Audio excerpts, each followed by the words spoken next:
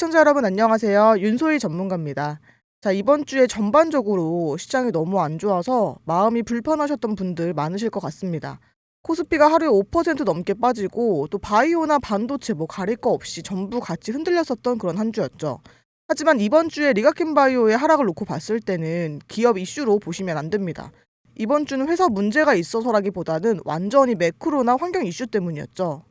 미국에서는 연준 의장 관련해 불확실성이 커지면서 금이나 은 같은 안전자산부터 강제 청산이 나왔고요. 또 이게 비트코인이나 원자재, 거기에 또 주식까지 해서 전반적인 유동성 축소로 이어졌습니다. 그 여파가 아시아 그리고 국내 증시까지 한 번에 전이가 된 한 주였는데요.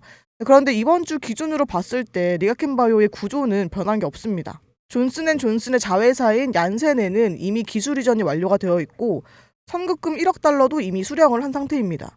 임상 이상 전에 단독 개발권을 행사하게 되면은 추가로 2억 달러를 받는 구조 역시 그대로입니다. 자, 이번 주 주가는 이렇게 개별이나 기술 문제가 아니라 시장 변동성 속에서 같이 흔들린 결과로 보시면 되고요. 오히려 이번 주 시장을 통해서 분명해진 흐름이 하나가 있죠. 글로벌 제약바이오 시장은 지금 될지 모르는 기술보다도 될 가능성이 높은 기술만 보겠다는 방향으로 가고 있다는 점입니다. 그래서 ADC나 이중항체 같은 이미 검증된 모달리티로 자금과 관심이 계속 모이고 있고요. 리가켄바이오는 이 ADC 단일 파이프라인이 아니라 플랫폼을 가지고 있는 회사라는 점에서 이 흐름의 중심에 서 있습니다. 그 플랫폼을 여러 타깃과 또 여러 파이프라인에 반복적으로 적용할 수 있는 구조인데 이거는 투자자분들 입장에서도 그렇고 특히 빅파마 입장에서는 가장 선호하는 형태입니다. 하나만 성공해도 되는 회사가 아니라 여러 번 반복해서 성공할 수 있는 그런 구조라는 거죠. 그래서 이번처럼 시장이 흔들리고 또 바이오 전체가 같이 맞는 장에서도 이렇게 리가켄바이오는 완전히 같은 선에서 보기는 어렵습니다. 지금 빅파마들이 원하는 조건은 딱 3가지로 정리가 되는데요. 먼저 비용을 줄이면서 개발 리스크도 낮추고 성공 확률은 최대한 높이는 거. 그런데 리가켄바이오의 ADC 플랫폼은 이 3가지를 이미 동시에 충족하고 있는 기술입니다. 그래서 시장에서도 리가켄바이오를 구조적으로 수혜를 받는 쪽으로 보기 시작한 거고요. 그래서 앞으로 여러분들이 리가켄바이오를 볼 때 이 ADC 기술이 얼마나 넓게 확장될 수 있는지 그리고 추가 기술 이전 가능성은 어떻게 열려 있는지 또 앞으로 빅파마들의 이 R&D 축소 흐름이 계속 이어지는지를 같이 보셔야 하고요. 이 흐름이 유지되는 한 리가켄바이오는 시장이 흔들릴 때 같이 출렁일 수는 있어도요. 구조 자체가 무너지는 종목으로 볼 필요는 없다고 저는 생각을 합니다. 이렇게 회사의 큰 그림은 변한 게 없는데 주가는 오히려 짧은 기간에 크게 흔들리고 있는 상황이죠. 아마 지금 주가 위치에서 물론 실망하신 분들이 많으실 겁니다. 특히 고점에서 진입하셨던 분들은 더 마음이 불편하실 텐데요. 그런데 리가켄바이오를 길게 보신 분들은 아시겠지만 고점을 만들면 조정을 받는 그런 흐름들이 계속해서 반복해 왔습니다. 하지만 저점은 계속해서 올라왔죠. 이번에는 연이어서 크게 오른 만큼 조정폭도 컸던 구간이고요. 그래서 지금 같은 타이밍이 오히려 굉장히 중요한데 이럴 때 제일 중요한 게 뭐냐면 여러분들이 추격 매수가 아니라 떨어질 때 어디가 저점 구간인지를 제대로 판단을 하셔야 합니다. 이 판단 하나로 이후의 수익률과 손실률이 완전히 달라지게 되는데요.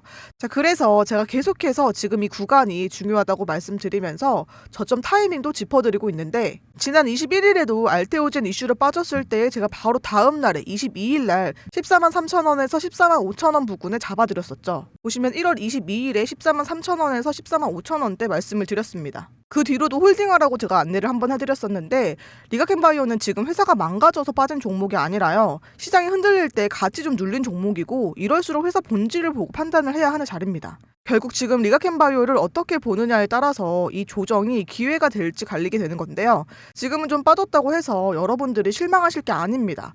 올해 리가켄바이오의 임상 결과를 앞둔 파이프라인도 여러 차례 있고요. 또 코스닥 활성 정책을 봐도 저는 지금 팔자리가 아니라고 생각을 해서 말씀드린 겁니다. 물론 주가가 계속해서 오르기만 하면 좋겠지만 여러분들도 아시다시피 그럴 수는 없잖아요. 어느 정도 조정이 나올 수 있다는 거에 대해서는 여러분들이 너무 크게 걱정하지 않으셨으면 좋겠고요. 제가 앞으로도 계속해서 매수 타점이나 또 대응 방법에 대해서는 이슈가 있을 때마다 영상으로 올리기 전에 문자로 먼저 안내를 꼭 해드리겠습니다. 자, 아직 신청 안 하신 분들은 고정 댓글에 있는 링크 통해서 신청을 해주시고요. 지금 구독자분들께는 현재 무료로 진행을 하고 있는 것만큼 여러분들 구독은 꼭 먼저 해주시고 신청해주세요. 그리고 리가켄바이오만 관리하고 있는 게 아니라 단기 매매도 같이 진행을 하고 있는데요. 지금은 여러분들이 수익률이 1, 2% 난다고 해서 잘 나온 게 아닙니다.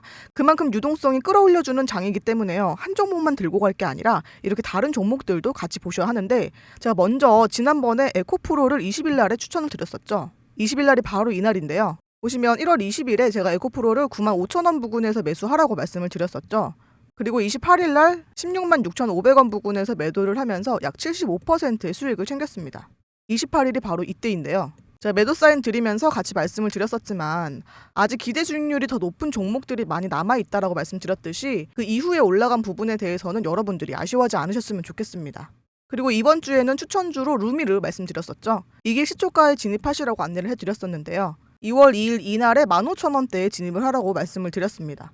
이것도 30% 넘게 수익을 챙겼죠. 제가 매일매일 종목을 추천해드리고 있는 건 아니고 일주일에 한두 종목 진행을 하고 있으니까요. 여러분들도 같이 잘 따라서 수익을 챙기셨으면 좋겠고요. 다음 주 추천 종목도 제가 다음 주 초에 말씀을 좀 드릴 거니까요. 아직 신청 안 하신 분들은 이번 주까지 신청해 주시면 되겠습니다. 자, 신청 방법은 제가 고정 댓글에 이렇게 링크를 걸어놨는데요. 핸드폰으로 신청하시는 분들은 밑에 있는 모바일 전용 링크를 클릭해서 바로 전송만 누르면 신청이 완료되도록 제가 세팅을 다 해놨고요.